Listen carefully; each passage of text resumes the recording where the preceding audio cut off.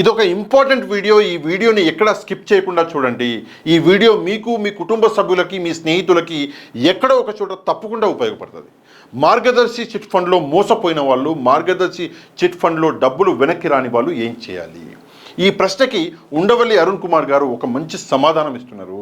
అందుకే కొంచెం జాగ్రత్తగా ఈ వీడియో అనేది చూడండి. ఇక్కడ మనం చూసుకుంటే మార్గదర్శి చెల్లింపు సమస్యలపై సమాచారం ఇవ్వండి. ఎవరికైతే డబ్బులు రాలేదో, ఎవరికైతే డబ్బులు రావాలో మార్గదర్శి నుంచి, వాళ్ళు మీ ఏదైతే బిల్స్ అవి ఉన్నాయో అవి మొత్తం ఇక్కడ ఉండవల్లి గారికి పంపించాలి. ఎట్లా పంపించాలి అంటే ఇక్కడ చూడండి, సమాచారాన్ని, మీ దగ్గర ఉన్న సమాచారాన్ని బిల్లులతో సహా, మీ అడ్రస్ ప్రూఫ్లతో సహా మొత్తం thedepositors@gmail.com అన్న మెయిల్కి పంపించాలి. ఈ మెయిల్ ఐడి అనేది నేను కింద డిస్ప్లేలో ఇస్తా. ఈ మెయిల్ ఐడికి మీ దగ్గర మార్గదర్శి బిల్స్ ఏదైతే ఉన్నాయో ఆ బిల్స్, మీ ఏదైతే రెసిడెన్షియల్ ప్రూఫ్స్ అవి ఉన్నాయో మొత్తం డీటెయిల్స్ ఆయనకి ఆ ఈమెయిల్ ఐడికి పంపించండి. ఇక్కడ చూసుకుంటే ఆ సమాచారాన్ని కోర్టు ఫార్మెట్లో కోర్టుకు సమర్పిస్తాను. ఏం చేస్తారు మీ దగ్గర నుంచి ఆ బిల్లులు, ఆ సమాచారం తీసుకుని అంటే కోర్టు ఫార్మెట్లో కోర్టుకు సమర్పిస్తారు ఉండవల్లి గారు. మార్గదర్శి ఏమంటుంది? మేము బిల్లులు చెల్లించినామంటుంది. లేదు లేదు సార్, వీళ్ళ బిల్లులు ఇంకా రావాలి అని చెప్పేసి మీ సమస్యని ఉండవల్లి గారు కోర్టు ముందర పెడతారు. ఇక్కడ చూసుకుంటే 2.70 లక్షల మంది డిపాజిటర్లకు పూర్తి వడ్డీతో సహా చెల్లించాలి. ఏదైతే ఎవరైతే డిపాజిటర్లు ఉన్నారో 2.70 లక్షల మంది, వాళ్ళకి వడ్డీతో సహా చెల్లించాలి. ఇక్కడ చూసుకుంటే బకాయితో కలిపి చెల్లించాల్సిన వడ్డీ 900 కోట్లు.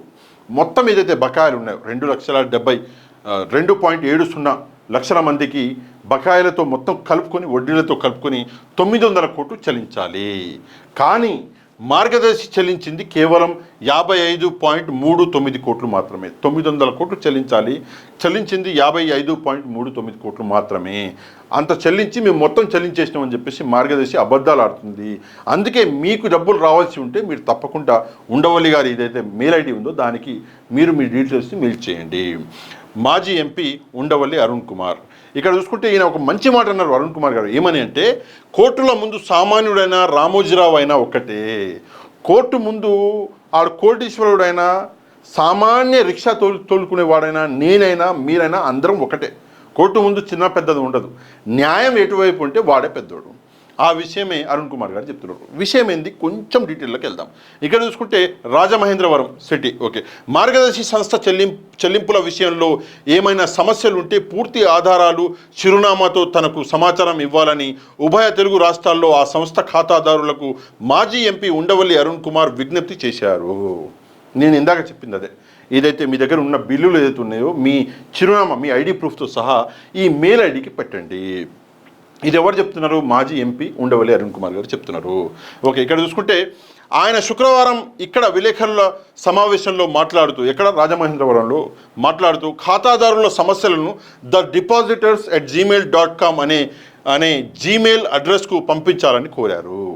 మీరందరూ ఆ జీమెయిల్ ఐడికి పంపిస్తే ఆయన ఏం చేస్తారు అంటే దాన్ని ఒక కోర్టు ఫార్మెట్ చేసి కోర్టు ముందర పెడతారు. సార్ రామోజీరావు గారు అబద్ధం ఆడుతున్నాడు, ఇక్కడ మార్గదర్శి అబద్ధం ఆడుతున్నది, ఇవ్వాల్సింది 55.39 కోట్లు కాదు 900 కోట్లు అన్న నిజాన్ని కోర్టు ముందర పెడతారు మన ఉండవల్లి గారు. ఇక్కడ మనం చూసుకుంటే ఖాతాదారులు అందించిన సమాచారాన్ని కోర్టు ఫార్మెట్లో కోర్టుకు అందజేస్తానని తెలిపారు. చెల్లింపులు జాప్యం కావడంతో 2.70 లక్షల మంది ఖాతాదారులకు డిపాజిట్ మొత్తాన్ని 55.39 కోట్లు వడ్డీ బకాయిలతో తిరిగి చెల్లించినట్టు కోర్టుకు మార్గదర్శి వివరించిందన్నారు. కోర్టుకు ఏం వివరించింది మార్గదర్శి? లేదు మేము చెల్లించేసినాము 55.39 కోట్లు అని చెప్పేసి మార్గదర్శి అంటున్నది. వాస్తవానికి బకాయి పడిన వడ్డీ కలిపితే మార్గదర్శి ఏకంగా 900 కోట్ల వడ్డీ చెల్లించాల్సి ఉంటుందని చెప్పారు. చెల్లించవలసిన వడ్డీ 900 కోట్లు, కాకపోతే 55.39 చెల్లించారు అని చెప్పేసి ఉండవల్లి గారు చెప్తున్నారు.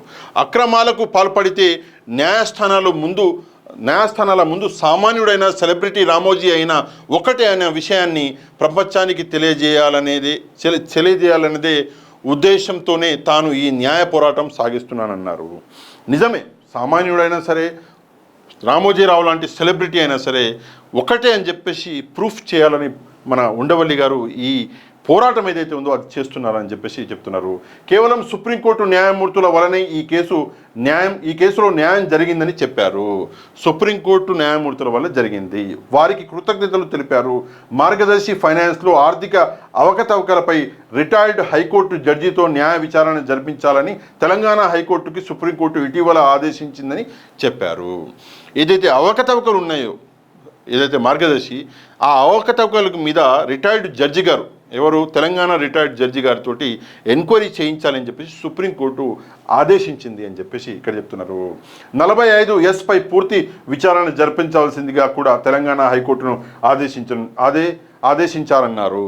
ఓకే, మార్గదర్శి వ్యవహారంలో ఆంధ్రప్రదేశ్ తెలంగాణ ప్రభుత్వాలు రిజర్వ్ బ్యాంకును సుప్రీంకోర్టు పార్టీలుగా చేసిందని తెలంగాణ హైకోర్టులో విచారణ సమయంలో సహాయం చేయాల్సిందిగా తనను ఆదేశించిందని అరుణ్ కుమార్ తెలిపారు.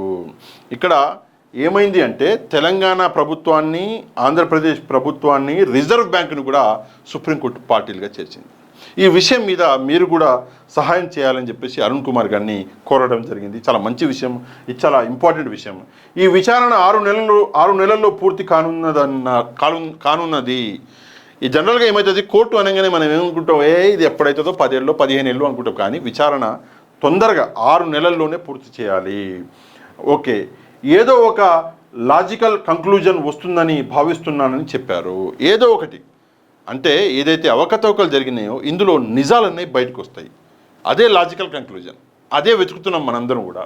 ఇక్కడ చూసుకుంటే రామోజీరావు భావ వ్యక్తీకరణను ఏ రకంగా చంపేస్తారో అని సంవత్సరాల్లో ఈనాడు పేపర్లో రాసిన రాతలు చూస్తే తెలుస్తుందన్నారు. ఇక ఈనాడు పేపర్ గురించి మనం ఇక మాట్లాడవలసిన అవసరం లేదు.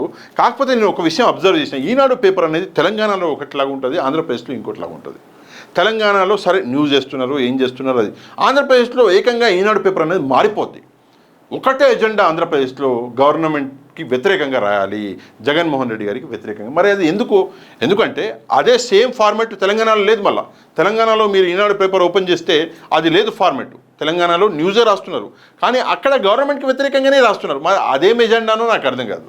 ఓకే, ఇక్కడ చూసుకుంటే త్యాగం కోసం మార్గదర్శిపై పోరాటం చేస్తున్న తనపై ఎన్నో వక్రీకరణలతో కథనాలు రాశానన్నారు. ఆ పేపర్ కట్టింగ్స్ అన్నింటితో త్వరలో రాజమహేంద్రవరంలో ప్రదర్శన ఏర్పాటు చేస్తానన్నారు.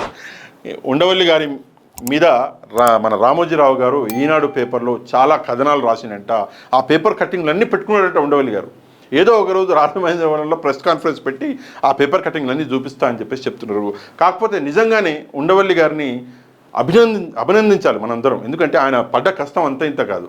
సుప్రీంకోర్టు పోయి మనందరి కోసం పోరాటం చేసిండు ఆయన.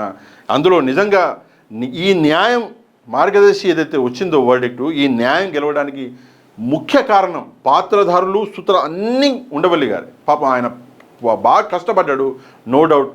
ఈ సందర్భంగా ద మీడియా రిపోర్ట్ తరఫున ఉండవల్లి గారికి ధన్యవాదాలు చెప్తున్నాము.